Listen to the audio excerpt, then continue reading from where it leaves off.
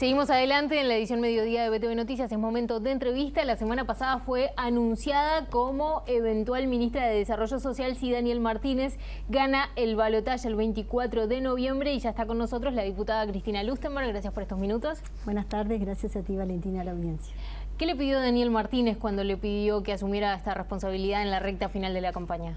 Bueno, Daniel como candidato por el Frente Amplio, cuando la semana pasada estaba tomando la decisión de dar a la ciudadanía certezas, credibilidad, y mencionó a Lucía Echeverri el día siguiente como ministra, probable ministra de Vivienda, a Mario Vergara como ministro de Economía. Ya venía anunciado y ya venía trabajando Gustavo Leal como ministro del Interior, y al pedirme a mí, Valentina, es como gran responsabilidad y prioridad en la cartera de Desarrollo Social, entendiendo el desarrollo social como el desarrollo humano que tienen las personas, tratando de darle un abordaje de mayor profundidad y lo que se llama transversalidad, pero para que el ciudadano común lo pueda entender, es una mejor coordinación entre salud, entre educación, entre trabajo, vivienda, porque el Uruguay en los últimos años ha sido ostensible la mejora que ha habido en políticas sociales a cuesta de una inversión muy importante que hace el país, el Estado y la ciudadanía, que esto ha permitido que la inversión en políticas sociales, que es invertir en salud, en educación, en vivienda, en seguridad social, se ha multiplicado 2.3 veces lo que veníamos invirtiendo antes. Pero ahora requiere un abordaje de mayor profundidad, de ver viendo qué programas están impactando, cuáles no, de ver cómo vamos abordando los problemas de una forma más coordinada entre las diferentes carteras, poniendo ahí una cosa que me pidió, que lo quiero decir ante la próxima pregunta, es especial foco en las políticas públicas que impacten en los hogares donde hay niños y adolescentes, que ha sido lo que más nosotros hemos venido trabajando. Sí, de hecho, usted hizo campaña de cara a octubre, recuerdo la propaganda que decía Uruguay no es viable si niños y adolescentes siguen por debajo de la línea de pobreza, que es la mayor pobreza que hay en Uruguay, está concentrada ahí, en donde hay hogares. ¿Por qué no se ha logrado llegar a ese núcleo? A ver, se viene, fíjate que nosotros pasamos de una disminución de la pobreza de todos los grupos etarios, de un 40%, un 39,86%, a un casi 8 y pico por ciento que tenemos hoy. Pasamos de una pobreza en estos 15 años, de que 2 de cada 3 niños estaban por debajo de la línea de la pobreza, que eso equivalía a un 64% en el año 2004, a un 17%.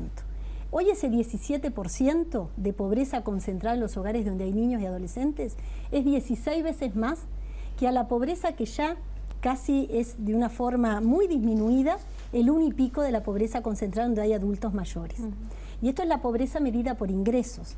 Entonces, hemos disminuido mucho en estos últimos años, pero hoy también sabemos que el 90% de la pobreza medida por ingresos en nuestro país está concentrada en los hogares donde hay niños y adolescentes, y ahí tenemos que ir a políticas de apoyo a las familias mucho más estructurales. De ahí, cuando yo trabajé en un proyecto de ley en el Parlamento, que estoy en la Comisión de Población y Desarrollo, lo que toma es todo lo hecho en estos últimos años, porque fíjense que la puesta en marcha del Sistema Nacional Integrado de Cuidados ha significado la mayor inversión en el eje de primera infancia, sobre todo, de la historia del país. ¿Ahora eso es suficiente? No. Tenemos que ir a abordar, todavía tenemos niños con alteraciones del desarrollo que no son cubiertos ni por el Sistema Nacional Integrado de Salud, ni por el Banco de Previsión Social, ni por dispositivos que hay en el sector educativo. Hoy lo que hay que ir a un abordaje diferente, tomar lo hecho, pero viendo especialmente dónde están los problemas más estructurales. ¿Cómo se imagina como eventual ministra de Desarrollo Social teniendo que lograr que el Parlamento le apruebe cosas, teniendo en cuenta que los partidos de oposición que hoy están funcionando como una coalición, se podría pensar que en el futuro pueden llegar a seguir manteniendo ciertos entendimientos, tienen mayoría? Un poco lo que le pasaba al Frente Amplio hasta ahora. Yo creo que el país está en una madurez política hoy diferente. En lo que respecta a mí, ahora te voy a hablar de la diferencia entre los dos modelos de país y por qué creo que el Uruguay en el día después vamos a poder conversar. En mi experiencia como legisladora, como ex viceministra de Salud, como coordinadora del área de niñez y adolescencia, de ACE o de Uruguay Crece Contigo, siempre he mantenido una postura de diálogo con la oposición. Entonces yo creo, y que en esto también Daniel Martínez es muy claro, cuando nosotros hoy le estamos pidiendo el voto a ciudadanos que no nos votaron en la elección del 24 de noviembre, lo que estamos poniendo a consideración de la ciudadanía es un programa de una fuerza política que lo que ofrece es que el Estado siga siendo garante de derechos, el derecho a la salud, a la educación, al empleo, a la vivienda, a la seguridad de la mano de la convivencia, de una forma estructural y no solamente una lógica de mercado que regule nuestros salarios, nuestro acceso a la salud o nuestro acceso a determinadas políticas sociales. Pero usted dice que del otro lado hay una yo creo que desde una lógica de mercado. Del otro lado no me gusta nunca separar los unos contra los otros. El acuerdo que hoy tiene la oposición en ese programa que plantean, por ejemplo, hay una concepción de apoyo a los más débiles y la agenda de derechos. Nosotros tenemos una concepción que las personas no es que sean más débiles, las personas tienen vulnerados sus derechos a lo largo de su trayectoria de vida o con opciones. Ustedes no sé si observaron la semana pasada cuando salen a luz declaraciones de un diputado electo por Cabildo Abierto, donde también se hacen observaciones sobre el desconocimiento más absoluto de lo que significa para una mujer atravesar el proceso de interrupción voluntaria del embarazo, o el desconocimiento más absoluto de que para una niña de 2 años no es elegir un embarazo, para una niña de 12 años que está embarazada está vinculada a situaciones de abuso o de explotación sexual extrema. Y desde ahí es que nosotros tenemos claro una concepción de derechos humanos en el acceso a determinadas políticas. Los derechos en salud sexual y reproductiva son una opción, son un derecho que tienen que tener garantizadas las mujeres.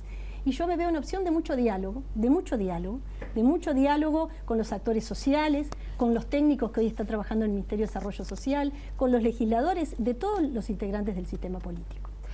Pero concretamente, si vamos al día imagínese el día después, ¿sí? ¿Tiene que pasar la ley de infancia o cualquiera de las leyes que tenga enfrente? Y tiene del otro lado una oposición que tiene una agenda propia y que tiene mayoría si se juntan todos. Yo creo que por eso es tan importante hoy que la gente el 24 de noviembre, la ciudadanía, tenga todas las cartas bien claras de un equipo de gobierno que es liderado por Daniel Martínez y Graciela Villar, con un equipo, yo por ejemplo con Mario Vergara, con Lucía Echeverri, con Gustavo Leal, con cada uno de ellos ya he tenido instancias de trabajo y tenemos una lógica de hacia dónde debemos ir, qué reestructuras en el Estado tenemos que profundizar, qué acciones tenemos que tener claras de que quizás hoy no están funcionando y tenemos que redireccionar. Y desde ahí, fíjense que también apoyados ahora por la incorporación de Danilo Astori y José Mujica en el gabinete, nos va a dar una claridad muy importante, con certezas y saber claro que tenemos un rumbo hacia dónde ir.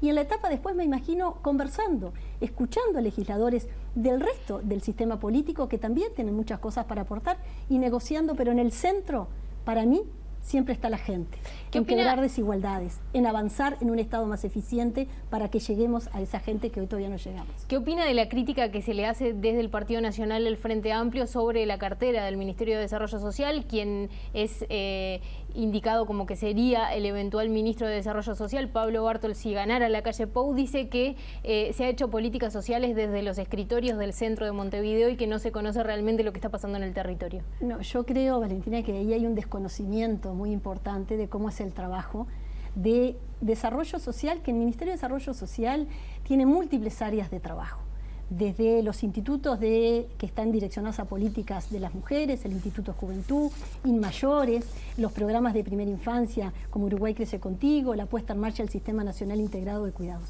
Si esos programas solamente estuvieran gestionados desde el territorio, no tuviéramos la mejora hoy que tenemos en los indicadores sociales. Ahora, que hoy sepamos que entrando en un próximo gobierno, porque hicimos muchísimas de atención a situaciones de emergencia, porque tenemos una concepción de derechos, eso es importante. Las personas, cuando están en situaciones de vulnerabilidad, es porque tienen vulnerados sus derechos. No es que elijan estar en una situación de pobreza, esa es una diferencia conceptual. Que hay que darle herramientas, estamos de acuerdo y cada vez más.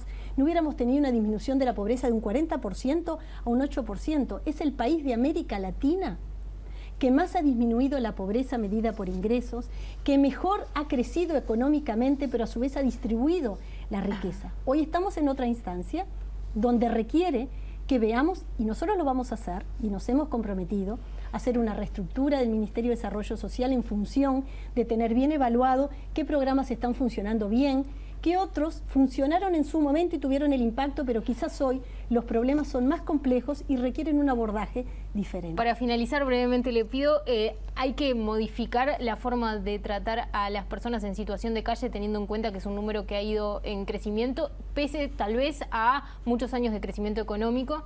Es que la situación para nosotros va a ser una prioridad. Primera infancia, violencia de género, la reestructura de impacto de los programas en territorio por parte del Ministerio de Desarrollo Social y a su vez las personas en situación de calle. Ha aumentado las personas en situación de calle porque cada vez son personas que tienen complejidades más importantes. Salud mental, personas privadas de libertad, sin programas de egreso concretos a través del trabajo. Por eso nosotros decimos que vamos a tomar mucho de lo que se viene haciendo en situación de calle, escuchar a los técnicos que vienen trabajando en puerta de entrada, en los dispositivos, en los refugios, pero claramente va a ser un eje que nos comprometemos sabiendo de que es de extrema complejidad en los próximos 5 años, si la ciudadanía nos valida, a trabajarlo como un eje prioritario que requiere soluciones concretas. Cristina Lustenberg, gracias por estos minutos. No, gracias a ustedes porque el compromiso es siempre por tener un país menos desigual.